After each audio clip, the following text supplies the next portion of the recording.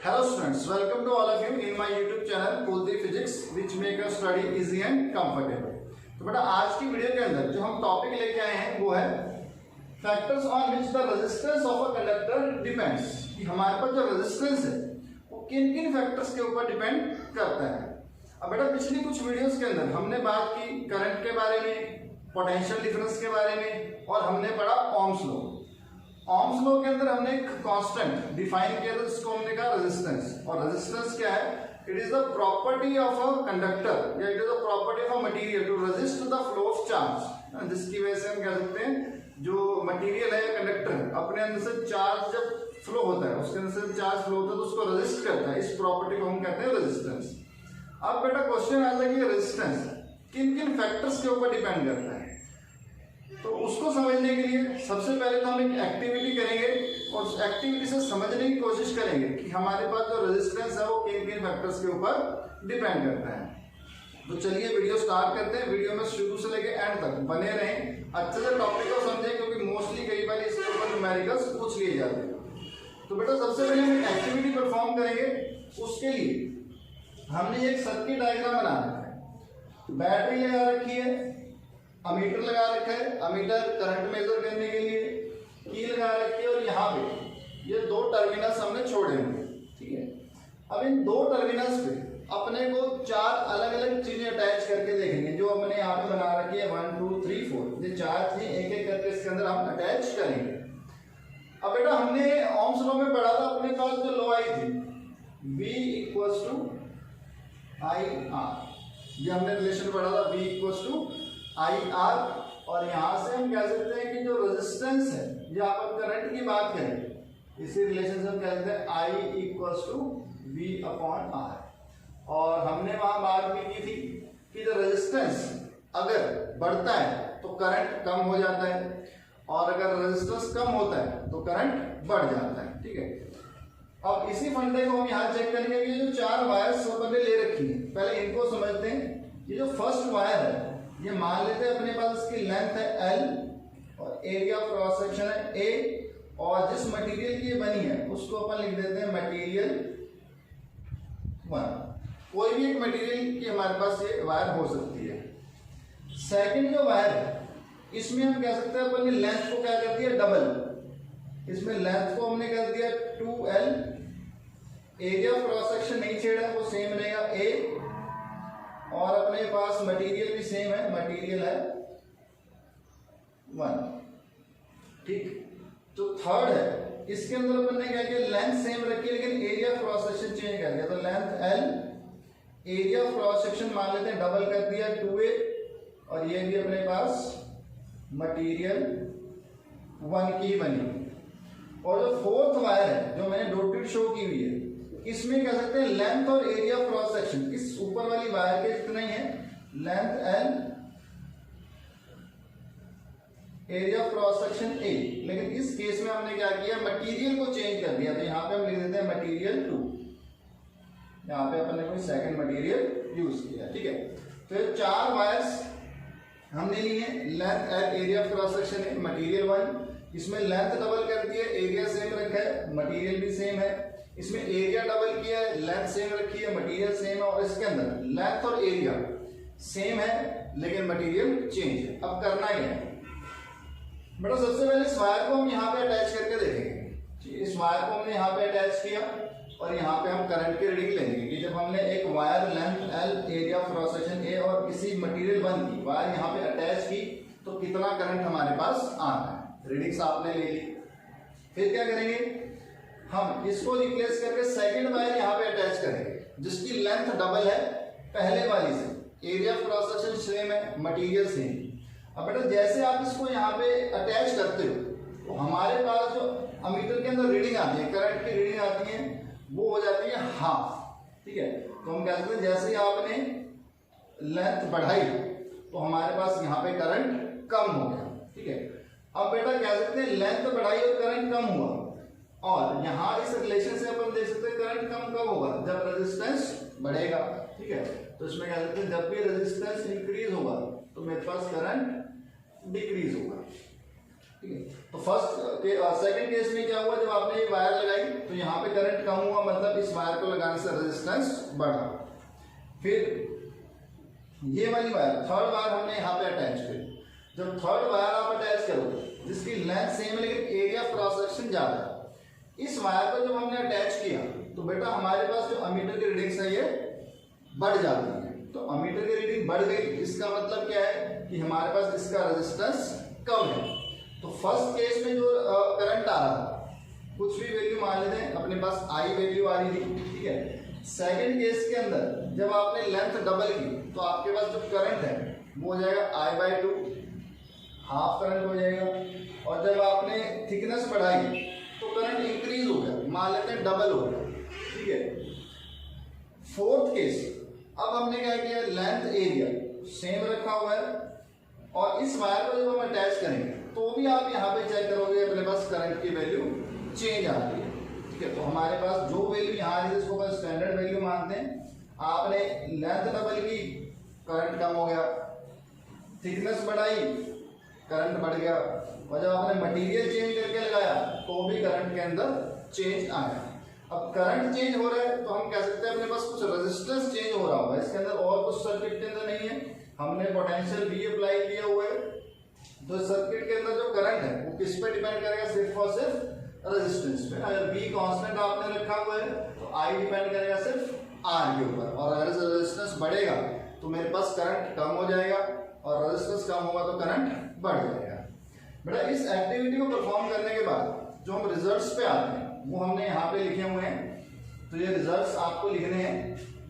The resistance of a conductor depends, तो यहाँ पे हम कह सकते हैं हमारे पास किसी भी कंडक्टर का जो रेजिस्टेंस है वो किन किन फैक्टर्स के ऊपर डिपेंड करता है। पहला तो डिपेंड करता है ऑन इट्स लेंथ। हमने यहाँ पे देखा अगर आप लेंथ बढ़ा रहे हो तो करंट के अंदर चेंज आ रहा है, मतलब लेंथ को बढ़ाने से रेजिस्टेंस चेंज हो रहा है। तो एक फैक्टर अपने पास हो गया लेंथ, रेजिस्टेंस डिपेंड करता है लेंथ के ऊपर।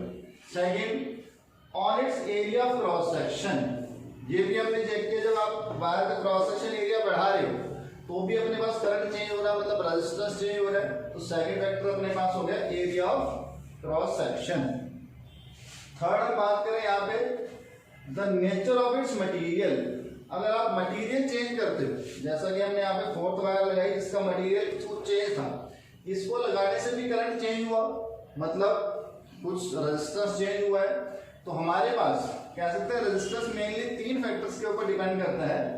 उस कंडक्टर की लेंथ कितनी है, उसका एरिया ऑफ क्रॉस सेक्शन कितना है, और तीसरा वो किस मटेरियल का बना हुआ है, ठीक। तो ये तीन फैक्टर्स हैं जिनके ऊपर हमारे पास रेजिस्टेंस डिपेंड करता है। और फिर बेटा अगर हम बात करें जब मोर प्रिसाइजली यहाँ पे जब रीडिंग्स ली गई तो ये चीज ऑब्जर्व करी गई कि जो resistance of a uniform metallic conductor, किसी यूनिफॉर्म मेटालिक कंडक्टर का जो रेजिस्टेंस है is directly proportional to its length, मतलब लेंथ के वो डायरेक्टली प्रोपोर्शनल था, जो कि हमने यहाँ पे फर्स्ट इक्वेशन लिखी है R is directly proportional to L। इसका मतलब क्या हुआ, डायरेक्टली प्रोपोर्शनल रिलेशन है। इसमें क्या होता है बेटा, अगर ये क्वांटिटी बढ़ेगी तो इधर वाली क्वांटिटी भी मेरे पास बढ़ेगी। तो हम कह सकते हैं कि अगर लेंथ आप बढ़ाते हो कंडक्टर की तो अपने पास रेजिस्टेंस भी क्या होगा, बढ़ेगा। तो हमारे पास जो रेजिस्टेंस है डायरेक्टली प्रोपोर्शनल होता है to its length and inversely proportional to the area of cross section A. और जो रेजिस्टेंस है इनवर्सली प्रोपोर्शनल है 1/A, इनवर्सली प्रोपोर्शनल है एरिया ऑफ क्रॉस सेक्शन के।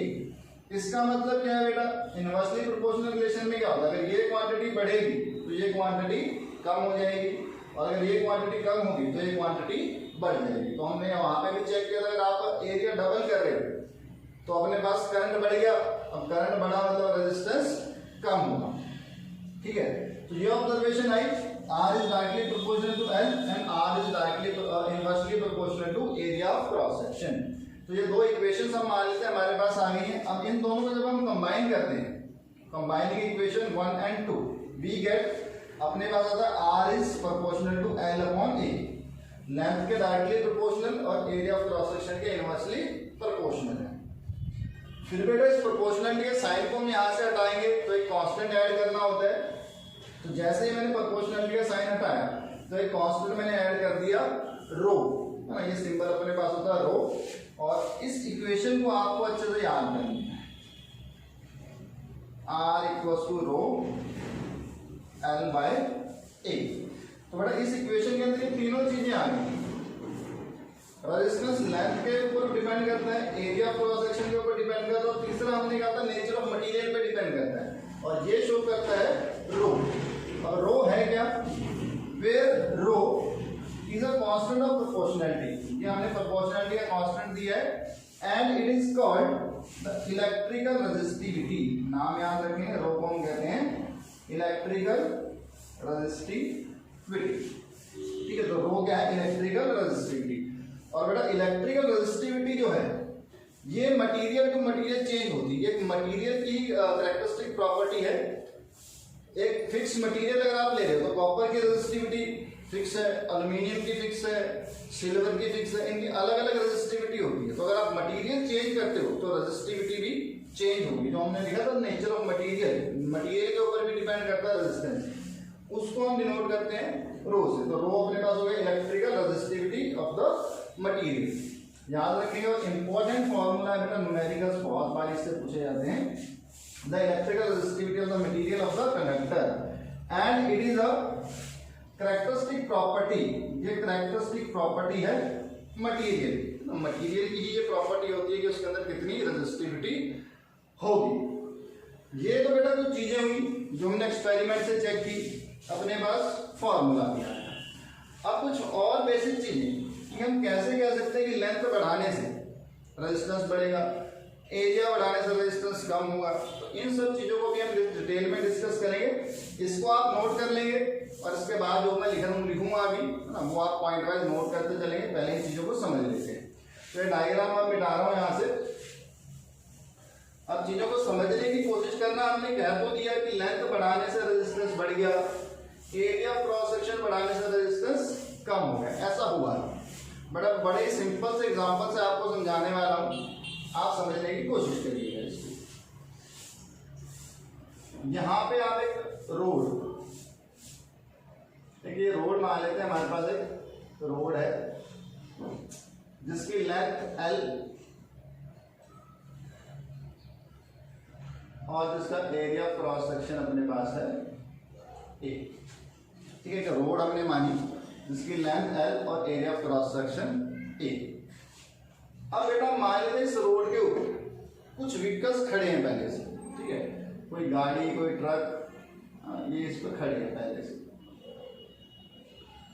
ये जो व्हीकल्स खड़े हैं ये रिप्रेजेंट कर रहे हैं एटम्स, क्योंकि हमने कहा कि वायर के अंदर एटम्स होते हैं। तो ये हम मान सकते हैं कि वायर के तरीके से अपन ने इसको मान लिया कि वायर है, लेंथ L और एरिया क्रॉस सेक्शन A की, जिसके अंदर एटम्स रखे होंगे।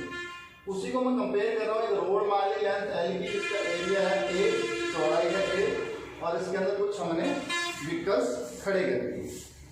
अब बेटा यहाँ से हम मान लेते हैं कुछ साइकिल रेस हो रही है या बाइक वाले आ रहे हैं, ठीक है। तो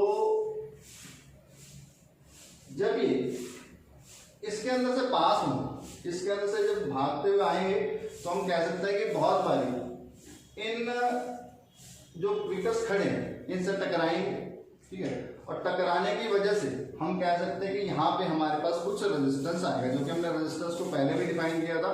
रेजिस्टेंस आता किस वजह से है, जब अपने पास इलेक्ट्रॉन्स, इनको हम इलेक्ट्रॉन्स मान लेते हैं, और ये अपने पास पॉजिटिव चार्ज एटम्स, तो जब इलेक्ट्रॉन्स इनसे टकराते हैं या ये उनको अट्रैक्ट करते हैं, जिसकी वजह से अपने पास जो इलेक्ट्रॉन्स का फ्लो है वो अपोज होता है और हमारे पास वायर के अंदर रेजिस्टेंस आता है। अब करना क्या है, फर्स्ट केस अगर मैं लेंथ बढ़ाता हूं तो क्या होगा। अब बेटा मैंने यहाँ पे मान लिया ये रोड की थिकनेस अपन ने सेम रखी है और मैंने लेंथ डबल कर दी, इसको मैंने लेंथ 12 कर दी। अब इस कंडीशन में क्या होगा, इस कंडीशन में हम कह सकते हैं अपने पास जो एटम्स हैं, है ना, ये और बढ़ जाएंगे। अब यही इलेक्ट्रॉन्स इधर से फ्लो करते हुए आ रहे हैं। अब पहले तो बेटा को सिर्फ यहाँ से यहाँ तक जाना था, कम कॉलिजन होंगे, रेजिस्टेंस कम आएगा। लेकिन जब ये यहाँ से यहाँ लेंथ बढ़ जाती है, तब ज्यादा डिस्टेंस पास करके जाएंगे तो ज्यादा कॉलिजन होंगी, ज्यादा अट्रैक्शन होगी पॉजिटिव एटम से, और हमारे पास वायर का रेजिस्टेंस बढ़ जाएगा। तो हमने लिखा है यहाँ पे R is directly proportional to L। जैसे जैसे आप लेंथ बढ़ाते जाओगे हमारे पास वायर का रेजिस्टेंस जो है इंक्रीज होता जाएगा। ठीक, फिर हमने कहा R is inversely proportional to A। अब थर्ड सिनेरियो जो मान के चलेंगे, यहाँ पे हमारे पास लेंथ रोड की हमने L ही मानी है, लेकिन मैंने एरिया ऑफ क्रॉस सेक्शन बढ़ा दिया। अब की बार इसको मैंने डबल कर दिया, 2A कर दिया, और लेंथ मैंने रखी है L। अब इस केस में भी बेटा ट्रैफिक तो है, गाड़ियां यहाँ भी खड़ी हैं, लेकिन आप कह सकते हैं यहाँ से जो इलेक्ट्रॉन्स आएंगे उनके लिए रास्ता थोड़ा बढ़ गया है, तो वो यहाँ से इजीली पास कर सकते हैं। अगर इजीली पास कर जाएंगे, इलेक्ट्रॉन्स इजीली फ्लो करेंगे, तो हम कह देंगे रेजिस्टेंस अपने पास डिक्रीज हो गया। तो हम कह रहे हैं जितना एरिया बढ़ाएंगे उतना ही रेजिस्टेंस कम होगा। तो ये हमने सेकंड लिखा है, R is inversely proportional to A। Area बढ़ाने से रेजिस्टेंस कम होगा। तीसरा बेटा हमने कहा मटेरियल के ऊपर डिपेंड करता है। अब बेटा अगर हम मटेरियल चेंज करेंगे तो हम कह सकते हैं कि जो हमने नंबर ऑफ एटम्स अंदर बनाए ये कम ज्यादा हो जाएंगे। अगर आप मान लो कि आप ऐसा इसी की केस फर्स्ट केस की बात करेंगे, इसके अंदर अपन ने कोई मटेरियल 1 माना तो अपने पास ट्रैफिक इतना है। अब मैंने कोई मटेरियल चेंज कर दिया तो क्या होगा, यहाँ पे अपने पास जो एटम्स है नंबर ऑफ एटम्स बढ़ सकते हैं। नंबर ऑफ एटम्स बढ़ जाएंगे तो अपने पास जो इलेक्ट्रॉन्स है इजीली फ्लो नहीं करेंगे, तो रेजिस्टेंस कम हो जाएगा। या फिर अगर आप मटेरियल चेंज कर रहे हो सकता है कि यहाँ पे जो एटम्स हैं ये कम हो जाएंगे तो क्या होगा, तो अपने पास इलेक्ट्रॉन्स इजीली फ्लो कर जाएंगे और रेजिस्टेंस कम हो जाएगा। तो मटेरियल को चेंज करने से भी रेजिस्टेंस चेंज हो सकता है, लेंथ बढ़ाने से रेजिस्टेंस चेंज हो सकता है, और एरिया क्रॉस सेक्शन को भी चेंज करने से रेजिस्टेंस चेंज हो सकता है। ठीक है, ये फंडा क्लियर हुआ। ये हमने बता दिया जो रो है ना, ये अपने पास होता है इलेक्ट्रिकल रेजिस्टिविटी, और ये मटेरियल के ऊपर डिपेंड करती है मेटल की कैरेक्टरिस्टिक प्रॉपर्टी। अब हम बात करते हैं इस रो की यूनिट्स की, कि इसके ऐसा यूनिट्स क्या हो, तो वो हम चेक कर लेते हैं।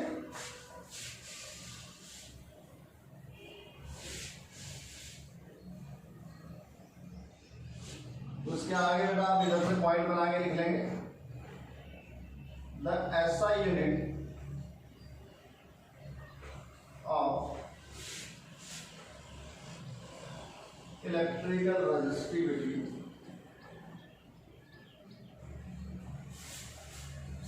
is ohm meter। इसको आप याद करने, हमारे पास इलेक्ट्रिकल रेजिस्टिविटी है, इसकी यूनिट होती है ओम मीटर। अब ये यूनिट्स आई कैसे हैं वो हम समझ लेते हैं। बेटा अपन ने फॉर्मूला लिखा R equals to rho L upon A।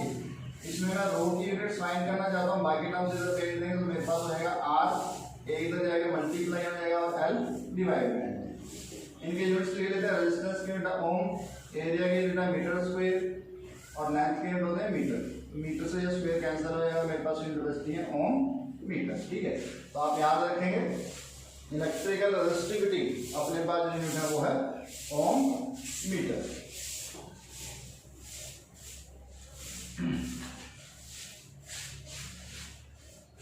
इसके अलावा बेटा अगर इलेक्ट्रिकल रेजिस्टिविटी की हम बात करें, हर एक मटेरियल की अलग अलग होती है। आपकी बुक में एक टेबल दे रखा है, यहाँ भी एक टेबल शो हो रहा है जिसके अंदर आप कुछ चीजें चेक कर सकते हो। जैसे कि अगर अपन बात करें जो अपने पास मेटल्स और अलॉयज इनकी रेजिस्टिविटी आप चेक करो, इनकी रेजिस्टिविटी बहुत ही कम है। इनकी रेजिस्टिविटी जो है ये अपने पास होती है of the order of 10⁻⁻⁶ to 10⁻⁸ तो 10⁻⁻⁶ से 10⁻⁸ माइनस में आ रही है, मतलब इनकी रेजिस्टिविटी बहुत कम है। और बेटा इस फॉर्मूले से कह सकते हैं रेजिस्टेंस जो है डायरेक्टली प्रोपोर्शनल है रेजिस्टिविटी के। अगर रेजिस्टिविटी जिस मटेरियल की कम होगी उसका रेजिस्टेंस भी कम होगा, रेजिस्टेंस कम होगा तो वो अपने पास गुड कंडक्टर्स होंगे। तो अपन कह सकते हैं मेटल्स जो हो गए, अलॉयज हो गए, अपने पास गुड कंडक्टर होते हैं। और इसमें सबसे बेस्ट आप चेक कर सकते हो, सबसे कम रेजिस्टिविटी अपने पास सिल्वर की, तो हम कह सकते हैं silver is the best conductor, उसके अंदर से इजिली इलेक्ट्रिसिटी पास हो सकती है। इसके अलावा अगर आप इसमें चेक करते हो नीचे जो इंसुलेटर्स अपने पास जैसे रबर हो गया, ठीक है, ग्लास हो गया, वुड हो गया, इनकी रेजिस्टिविटी होती है 10⁻12 टू 10⁻17 इस ऑर्डर की होती है। तो मतलब इनसे तो कंपेयर करें तो बहुत ज्यादा इनकी रेजिस्टिविटी होती है। अब इतनी ज्यादा रेजिस्टिविटी अगर है तो हम कह सकते हैं जो इंसुलेटर्स हैं इनके अंदर से जो चार्जेस है वो फ्लो नहीं कर पाएंगे, जिसकी वजह से अपने पास इंसुलेटर होते हैं, इनकी बैड कंडक्टर होते हैं, इनके अंदर से इलेक्ट्रिसिटी पास नहीं करेगी। और बेटा अगर आप इसमें चेक करते हो जो अलॉयज हैं, अलॉयज की हमारे पास रेजिस्टिविटी जो है मेटल से ज्यादा होती है। मतलब जिस मेटल का आपने अलॉय बनाया है तो उस अलॉय की रेजिस्टिविटी ज्यादा होगी as compared to constituent metal. ठीक। और बेटा इसमें हम खास बात करें, एक चीज आप यहाँ पे पॉइंट नोट करेंगे, both resistance and resistivity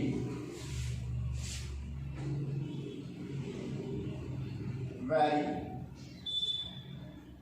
with the temperature।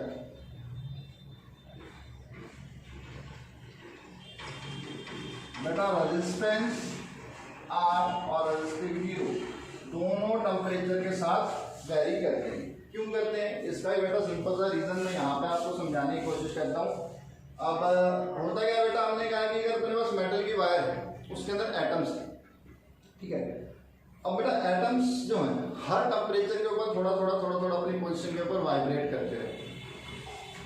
अब जैसे आप इसको हीट दोगे या इसका टेम्परेचर बढ़ाओगे, टेम्परेचर बढ़ाने से क्या होता है बेटा, अपने पास जो उनकी वाइब्रेशंस होती है वो तेज हो जाती है ना। तो अभी अगर मैं कह दूं कि जो एग्जांपल अपन ने माना था कि कार रुकी हुई है मान लेते हैं, अब जैसे ही मैं टेम्परेचर बढ़ाऊंगा तो क्या होगा, ये मोशन के अंदर आ जाएंगे ना, ये कह सकते हैं वाइब्रेट करना शुरू कर देंगे या चलना शुरू कर देंगे। अब बेटा आप ही बताओ, पहले जब इलेक्ट्रॉन्स कार खड़ी तब इजीली मूव कर सकता है, जब इलेक्ट्रॉन ये जो अपने पास एटम्स तेज से वाइब्रेट करेंगे तब इलेक्ट्रॉन्स इजीली मूव कर सकते हैं। तो ऑब्वियसली केस है, जैसे आप टेम्परेचर बढ़ाओगे एटम्स वाइब्रेट करना शुरू कर देंगे। जब इलेक्ट्रॉन्स फ्लो करने की कोशिश करेंगे तो वो ज्यादा टकराएंगे हमसे, और ज्यादा टकराने से अपन कह सकते हैं अपने पास क्या होगा, जो अपोजिशन ना करंट या चार्जेस का फ्लो इजीली नहीं होगा, जिसकी वजह से अपने पास रेजिस्टेंस और रेजिस्टिविटी बढ़ जाएगी।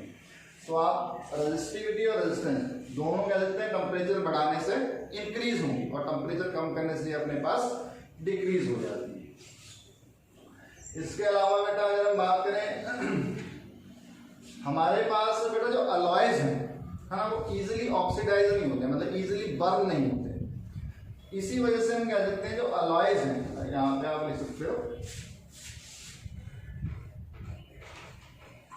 अलॉयज डू नॉट बर्न या ऑक्सीडाइज easily, therefore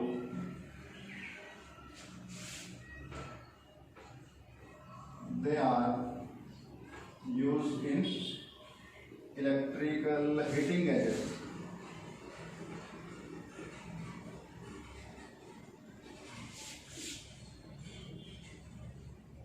ना हीटिंग गैजेट्स के अंदर आप जो है अलॉय यूज करते हैं, जैसे अपने पास for example electric iron, electric heater या electric toaster.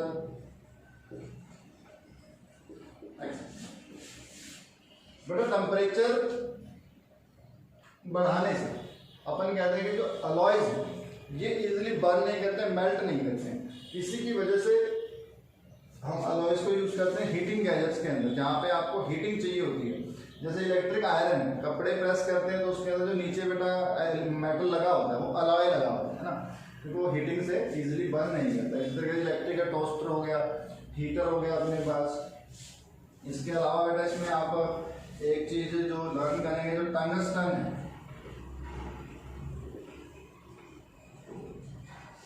is used as filament of bulb। बेटा बल्ब सभी ने देखा होगा, बल्ब के अंदर एक फिलामेंट आता है, ये अपने पास इस तरीके से पतला सा तार यहाँ पे बना है, ठीक है। ये जो अपने पास तार होता है ये होता है टंगस्टन। कई बार क्वेश्चन पूछ लेते हैं कि हमारे पास जो बल्ब है उसका फिलामेंट किस मटेरियल का बना होता है, तो आप नाम याद रखेंगे टंगस्टन का बना होता है, ठीक। इसके अलावा बेटा अगर आपको इलेक्ट्रिक ट्रांसमिशन करनी है, अब ट्रांसमिशन करनी है मतलब इलेक्ट्रिसिटी को एक जगह से दूसरी जगह पहुंचाना है। अब पहुंचाना है तो इसका मतलब हम ऐसा मटेरियल यूज करेंगे जिसके अंदर से इजीली इलेक्ट्रिसिटी पास हो जाएगी। तो हम कह सकते हैं अपने पास जो कॉपर और एल्युमिनियम है, copper and aluminium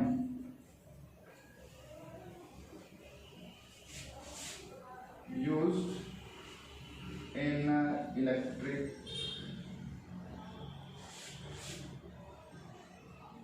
transmission.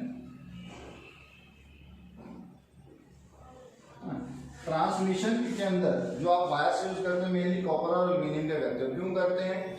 Reason अपने पास है, हमने देखा अभी टेबल के अंदर कि जो रेजिस्टिविटी है कॉपर और एल्युमिनियम की कम है, मतलब इनका रेजिस्टेंस कम है, तो ये इजीली अपने अंदर से करंट को पास होने देते हैं। तो जो आप घरों में वायरिंग करते हो, ये भी बेटा अगर आप तार कभी छीन के देखो, ऊपर कोटिंग होती है, अंदर जो वायर निकलते हैं कॉपर के निकलते हैं। क्यों निकलते हैं? कॉपर या एल्युमिनियम के भी हो सकते हैं, क्योंकि ये अपने पास गुड कंडक्टर, इनके अंदर से इजीली इलेक्ट्रिसिटी पास हो सकती है। ठीक है, तो ये जो आज हमने पढ़ा सब कुछ, ये फैक्टर्स ये आपको याद रखने हैं। रेजिस्टेंस डिपेंड करता है length, area of cross section और मटेरियल के ऊपर ना। चौथा फैक्टर हम कह सकते हैं टेम्परेचर के ऊपर भी डिपेंड करता है। रेजिस्टिविटी के बारे में हमने पढ़ा, ये मटेरियल की कैरेक्टरिस्टिक प्रॉपर्टी है, जब मटेरियल चेंज करते हैं तो अपने पास उसकी रेजिस्टिविटी भी चेंज हो जाएगी। लेकिन सेम मटेरियल की रेजिस्टिविटी सेम रहती है फिक्स टेम्परेचर, लेकिन अगर टेम्परेचर चेंज करते हैं तो रेजिस्टिविटी चेंज हो सकती है। ठीक है, तो बेटा आज की वीडियो के अंदर यही टॉपिक कंप्लीट करेंगे हम। अब अपने पास नेक्स्ट इसके अंदर जो बचते हैं, हमने रेजिस्टेंस पढ़ लिए, अब रेजिस्टेंस के कॉम्बिनेशन बचते हैं, सीरीज कॉम्बिनेशन, पैरेलल कॉम्बिनेशन, वो भी एक बहुत इंपॉर्टेंट टॉपिक है। इसके अलावा एक दो छोटे छोटे टॉपिक और हैं, है ना, इलेक्ट्रिक पावर और एक heating effect of electric current, वो हम करेंगे अपकमिंग वीडियोस के अंदर। तो आज की वीडियो आपको कैसी लगी कमेंट करके जरूर बताएं। अच्छी लगी तो लाइक करना ना भूलें, साथ ही साथ इस वीडियो को ज़्यादा से ज़्यादा अपने फ्रेंड्स को शेयर करें और चैनल को सब्सक्राइब करें। Thank you.